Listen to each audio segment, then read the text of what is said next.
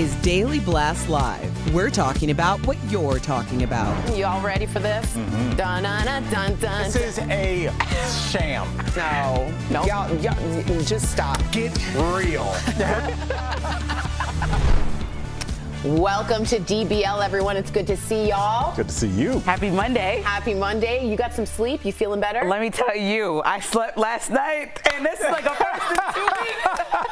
Y'all don't understand with a new kid. I literally have been getting no sleep, and last night I got a solid 7 hours. I'm so proud of you. Man. Very on top happy of the for world you. right now. Welcome back to the world. She's a whole new Lindsay. She goes, I feel like a new lady. All right, more trouble for the world's most popular podcaster, the Joe Rogan. A video compilation of him using the N-word went viral over the weekend. Obviously, we can't play it with sounds. We wouldn't want to, but the video shows him using the word over and over again. Rogan addressed the video and apologized on Instagram. He also tried to explain the context. So let's take a look. Instead of saying the N-word, I would just say the word. I thought as long as it was in context, people would understand what I was doing. For years, I used it in that manner. I never used it to be racist because I'm not racist. But whenever you're in a situation where you have to say, I'm not racist, you up. And I clearly have up. Lindsay, what do you think? You going to me? You got sleep. You got sleep. You got sleep. What do you think of the apology? He was talking about the context in which it should be used, and I just think there's no context. Like, there's no context with a white man should be using the N-word, and I don't want to hear about how it's used in rap songs and all these conversations. You know, Joe Rogan might have a lot of black friends. That's always the line when somebody's saying that you're racist, and we just had a conversation in the same breath about textbooks being canceled all over the country that are teaching racism, but then we're trying to talk about canceling Joe Rogan and everyone's like, whoa, wait. And then we also had a conversation about Whoopi Goldberg. You, as somebody who's Jewish, were not as offended probably as I am that he's walking around saying the N-word, not in one context, in several contexts. Right. He also said that he walked into a movie theater in Philadelphia and it seemed like Planet of the Apes when he stepped into that theater because it was all black. So I don't know if you're not racist, but that's very racist. So I'm lost about what line you have to draw to decide, like, this comment's racist and then that makes you racist versus like a map. Yeah, like tell me which part of the map that we got lost at, because you know it just seems like I was saying before when we talked about him last week that he's giving misinformation and he's not a doctor. I think that's totally different than saying a racial slur and offending an entire group of people. And so I think that when the first cancellation happened and Spotify was holding them down, that's one conversation. But when you're starting to offend and you're actually saying racist things but claiming you're not racist, and I understand the conversation that comedians have done this for years. There's been several contexts in which it got inappropriate, but let's address it head on. Don't say like, oh, I was using it like this and take it out of context. There's no context that you play that clip where you said it 37 times and it's okay. And so it wasn't like you were trying to explain a bad situation. And even in those conversations that they played, they said, Joe Rogan said, you know, the N-word is a special word because it's like certain groups can use it.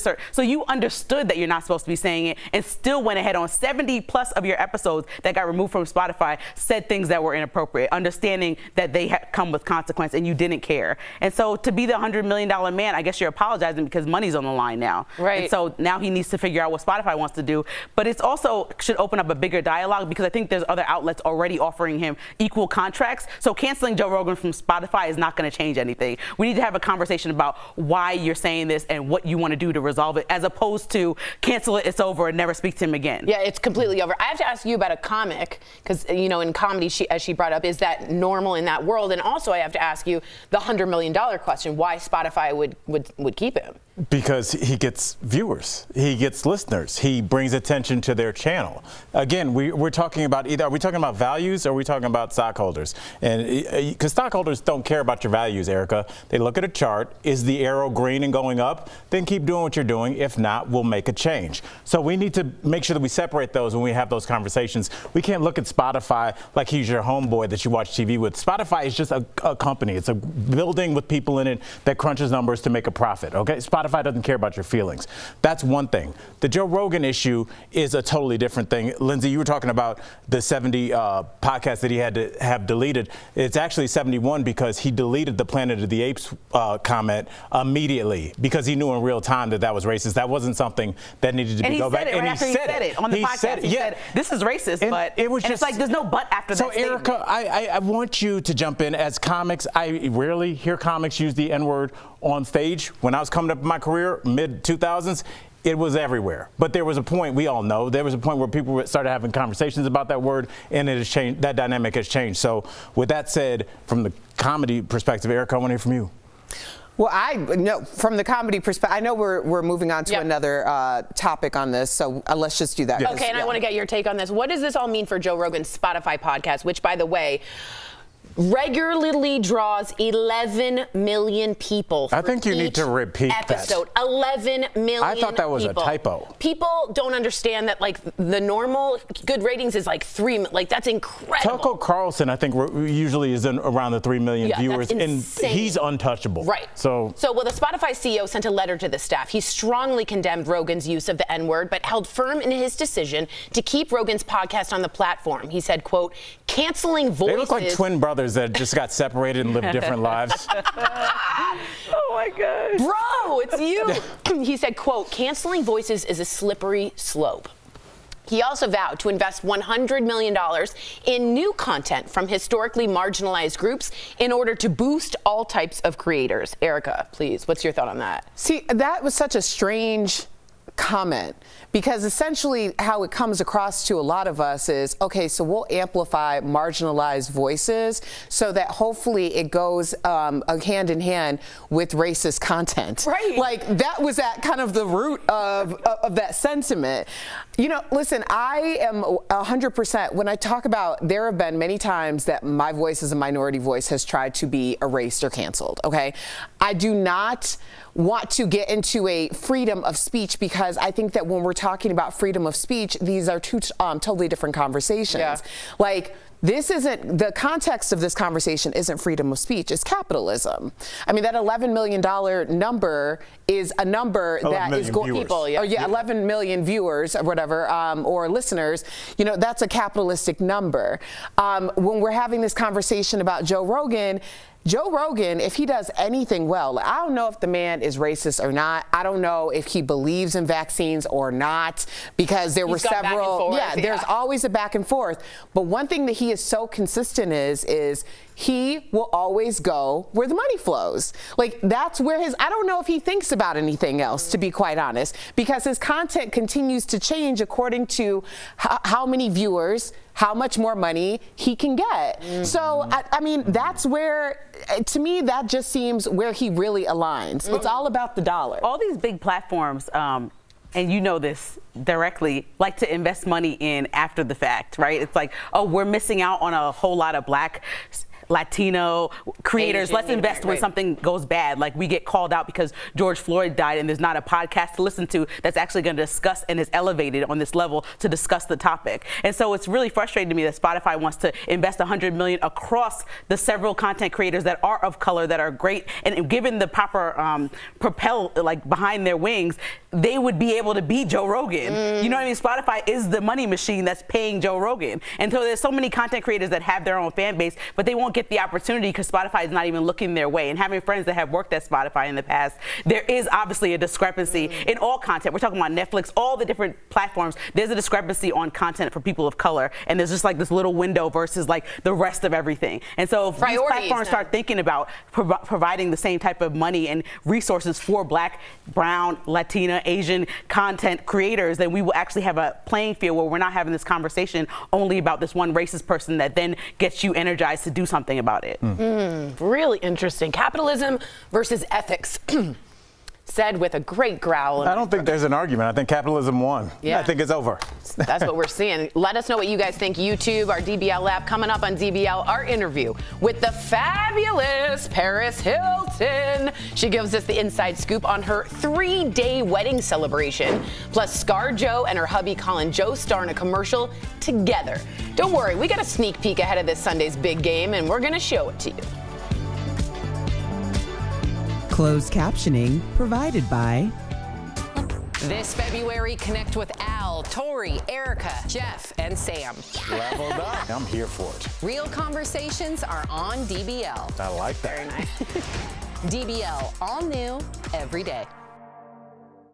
No, it's a 911. Yes, so we're talking about Spotify, Joe Rogan, and then Lindsay brought up other platforms that are doing things after the fact. It's and like I an just afterthought now. I know, but I wanted to clarify a few things because when Lindsay was talking about her friends who work at Spotify, you know, we know people who work at different platforms. And the truth is that it isn't as though the concept isn't there to amplify Black, minority, whatever voices that are marginalized, right? It's that you have a group of people within that company that might identify, recognize themselves as this marginalized group. They, a lot of times, have been working very, very hard behind the scenes, but their voices aren't being amplified. So when you see some of these rollouts coming, keep in mind, to their credit, that these programs have been in the works internally for sometimes years. They just haven't been greenlit, which is a bigger problem within the company. But it's not as though people aren't doing the work.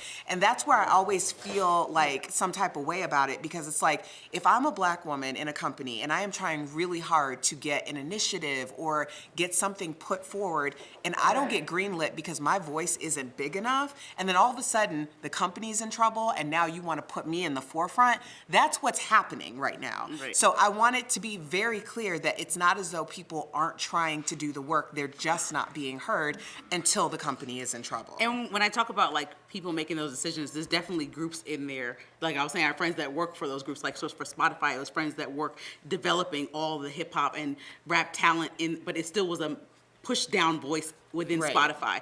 And I'll just say that if you look at the leadership, and that's always the conversation, there's never people of color at the top. And so how can you punch up and have a conversation and there's nobody to represent you in that conversation?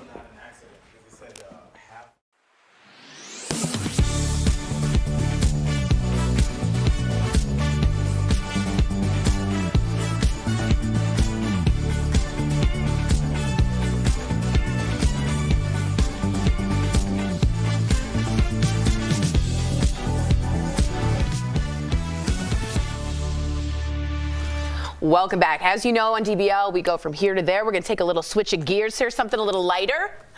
Let's do it. The Super Bowl's less than a week away, and it's between the, do we know, the Bengals and the... I thought you knew sports. Okay, and already we are starting to see some of the big... You just need more confidence. I know. You watch the game. I can do it. The big buck commercials that'll air during the game, ads this year that are reportedly going for $6.5 million for just 30 seconds. That's the most ever. So let's see what you think of some of these that have been released early. Up first, check out Scarlett Johansson and her new husband, Colin Jost, in their new ad for Alexa. Alexa, it's game day. Streaming football on Prime Video. Closing blinds. Chilling rosé. Rosé? Well, it's an afternoon game. It's like she can read your mind. Your mind. Thoughts? I'm excited to see them together. I was terrified by that technology. Yeah, I know, that but does also scare it was kind of really cool. It's actually kind of close to what happens. I swear that I think a thought and then I see it getting advertised in my Gmail or on Instagram, and so I already have a problem with that. The phones are listening. Maybe this wasn't the greatest idea. All right, up next we've got Paul Rudd. We got Seth Rogen going on a trip down memory lane for Lay's potato chips. Nervous? Oh, Lay's. Brings back so many good memories. Remember our road trip in '97? Our first real heart-to-heart. I've never seen any of your movies. Not even the ones we're in together. That was funny. That was good. That was very funny. I like that. All right, Pete Davidson. Can I just say I have one issue? What? I don't like when in potato chip commercials, the bag is always cut like with scissors. Yeah. It's not open. It's too perfect. It looks like it was cut by a saw. It's too very glossy. Weird. Yeah, I don't like know that. what you mean. Sorry. Saw potato chip bag. All right, Pete Davidson is starring in a Hellman's Mayo commercial all about tackling food waste. Let's take a look. Whoa, whoa, whoa. Mom's already tackling food waste, Mayo. It's a big guy. Sorry, man. Had to. I get it. I'm very hittable. I don't get, is he the Mayo? What? I know that Kanye's trying to tackle him. Shots fired. I don't get. Is a whole commercial about food waste brought to us by who? I don't know. It was. Oh, that was Hellman? Yeah, the mayo. Oh, okay. I'm very confused. Also, I like that he uses his mom in the real commercial. All right, this year's companies are also releasing teaser commercials. These are short clips that have been released teasing the actual commercial. I still like these. We got put together a compilation with ads featuring Megan Thee Stallion, Idris Elba, and Hannah Waddingham from Ted Lasso. Take a look. Any allergies, like cats, dogs? Nope. And deer? I'm sorry, what? How about a fox, bear, water buffalo? What about a sloth? A sloth. Sloth. Sloth. Sloth allergies? Yeah. No. Are you gonna be wearing a shirt? Shirt? Are there gonna be any singing animals? Maybe fire explosions? Maybe, like cars driving in with people jumping out, paragliding? I'm definitely gonna be wearing a shirt. Ooh.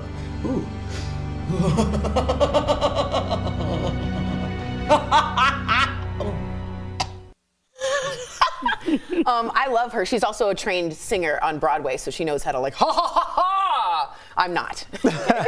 What'd you guys think? What do you think? Super Bowl commercials, in, out? I'm still in it. I'm still in it too when I'm paying attention, which is generally towards more in the first quarter. Fair. And then I've indulged in other things. Well, I think they know that, Erica, and I think that's why the commercials in the first quarter cost more money than the ones in the fourth, because they don't know A, if it's going to be a close game, and B, if you're going to be, even if you're physically there, if you're still going to be there mentally. So you want to get people halftime, I think, is the cutoff for most people. I feel like every Super Bowl party I showed up at halftime. Erica can attest to that last year.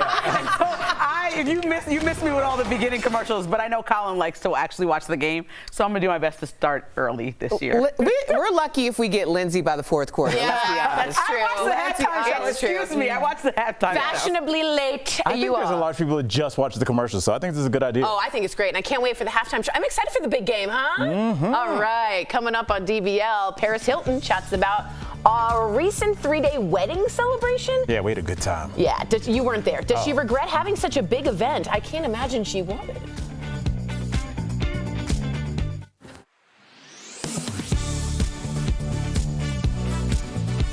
Nobody wants to pay more in taxes than they have to. That's also the case with the act of filing your taxes.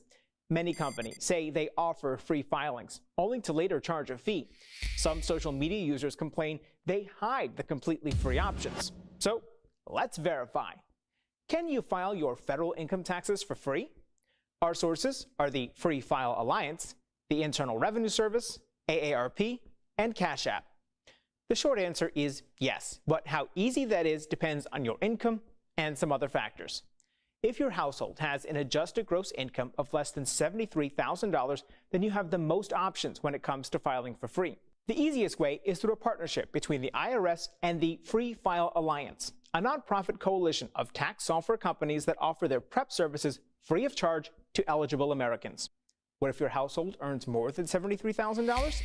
If you're a senior, then AARP and the IRS have programs to help, regardless of your income. There's also Cash App Taxes, which allows almost everyone to use their software for free. Everyone can also e-file their federal taxes for free through the IRS's website, but you'll have to do most of the calculations yourself. Instead, the IRS offers fillable forms that only do basic math calculations.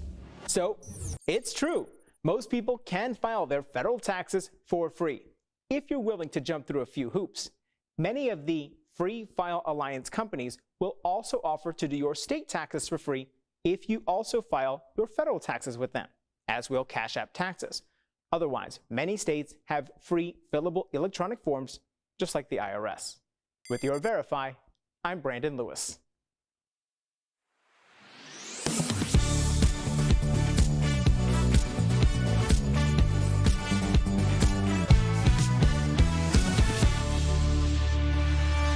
Can you imagine being Paris Hilton and having the wedding of 2021? I'm not going to lie, I kind of can.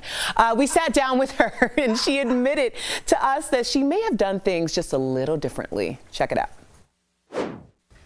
Our next guest does not need an introduction. Please welcome Paris Hilton to DBL. Welcome back.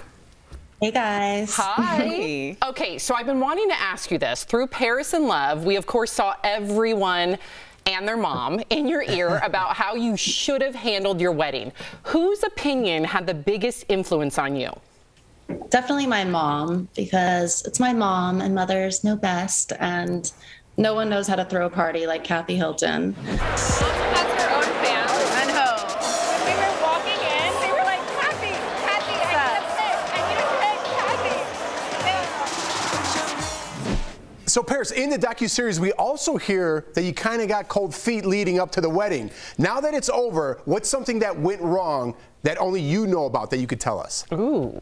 You know, I think every bride experiences that, and it's something that normal happens, but I just realized I was just so stressed out. It was during Fashion Week when that happened, and my schedule was just nonstop. So I'm so grateful that I have Reset, because it's just changed my life, being able to really relax during the day and sleep soundly at night. So I'm so proud to be an investor into this product. So let's talk more about Reset. Yes, How please. often did you have to use it during your wedding planning? A lot. And it's just made such a difference. Like, I no longer feel the stress. I just feel calm and focused. And then being able to sleep at night is just a dream come true. Paris, quick question. Looking back now with all the stress that it was and having that big wedding, would you do it all over again, or would you do something a little smaller? Definitely. Carter and I were talking about it, and he's like, we have to have another wedding, just something more intimate, not with 50 cameras. Before I was with Carter, I used to be obsessed with going out. I guess I'm now one of those boring people who just like staying at home with their future husband. So we're definitely going to renew our vows for sure. Very interesting. All right, so your podcast just announced its spin-off, Trapped in Treatment. What abuse will be exposed about the secrets and practices of boarding schools? And do you think they need to be revamped altogether, in your opinion? Yes, definitely. I'm so proud of this new podcast. Obviously, it's something that comes from deep in my heart. And I think it's just so important to really share my platform so that all the survivors can use their voice. Also, old employees that used to work at these places, families and parents who have been traumatized by what their children have went through, senators, people just who can help make a difference. And the whole point is just to raise as much awareness as possible so people are as horrified as we are about what's happening, and will help change this so it stops. What you speaking out has been so important. I mean, on a personal note, a lot of us know people who have been in this situation, didn't have the platform that you had, and it has truly, truly made a difference in their lives that you've spoken out so candidly about it. So I know that's appreciated. But on a happier note, you talk about wanting to be a mom, and I'm 40. I've talked about wanting to be a mom. What's the best advice that your mom has given you about becoming a parent? What is your feeling about becoming a mom at this point in your life? I'm so excited. I've lived such a full life, and I just cannot wait for this next chapter. And I think, I've always been so focused on my work, but my mom said, you can do it all. Like, you're like a superhero. You can do everything. You can be a mom and you can run an empire. I really believe that, and I know, and I just can't wait to have my babies. Oh, Paris, if anybody can do it, you can do it. Trust us. Thanks so much for joining us. And to our viewers out there, you can listen to the first 2 episodes of Trapped in Treatment out now, and the 2-episode wedding finale of Paris in Love is streaming now on Peacock. And make sure you hit up Reset too, because we all have anxiety with the pandemic. We're all need more sleep. So thank you, Paris. We appreciate you. Hope to see you soon. Yes, thank you all. Have a beautiful day. Promotional consideration is brought to you by Beyond the bright lights of the nation's biggest annual sporting event, authorities for years have issued a dark warning, amping up ad campaigns and cracking down with sting operations like this one. The Super Bowl, they say, drives a surge in sex trafficking. We know that the Super Bowl will increase this activity. But let's verify. These are our sources, starting with Joan Reed. She's a criminology professor here on the University of South Florida St. Petersburg campus. She leads a research lab devoted to studying human trafficking. The research doesn't really support the idea that sex trafficking has a huge spike during the Super Bowl. Reed says she has studied hundreds of trafficking case files over the past 15 years. none have ever specifically mentioned the Super Bowl. Research from the Global Alliance Against Trafficking Women, a worldwide network of non-governmental organizations, found no empirical evidence that trafficking increases around large sporting events after studying crime records during the World Cup, Olympics, and the Super Bowl. Yes, hundreds of arrests have been made in host cities over the years, but Reed says it doesn't necessarily mean an increase in the actual crime. You're focusing that moment on that problem, and so you're going to see it more. After the Super Bowl in Tampa last year, the Hillsborough County Sheriff announced 75 people have been arrested for trying to buy or sell sex. 3 of those people were actually charged with trafficking, and here's something even the sheriff admitted. One thing we've learned is it's not just special events that create that human trafficking. But it's not just the Super Bowl. No, not at all. Human trafficking is a problem 24/7. Unfortunately, especially in the state of Florida. Kim Overman, who chairs the Hillsborough County Trafficking Commission, says Florida and Tampa Bay rank high in the nation for hotline calls to report suspected trafficking. And the Super Bowl, she says, is a big platform to raise awareness. But no, it is not the single biggest draw for this crime. Research shows no significant spike in sex trafficking around the Super Bowl.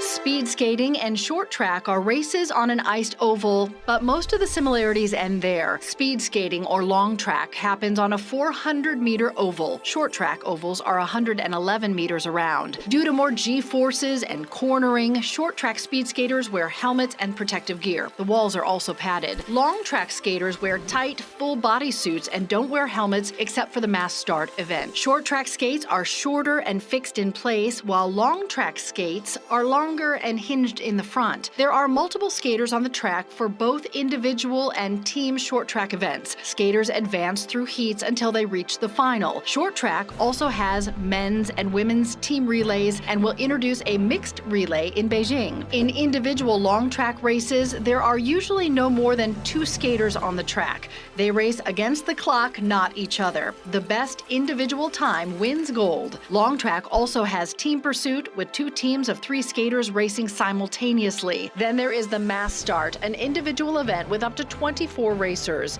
Due to the increased risk of collision, they wear helmets similar to short track.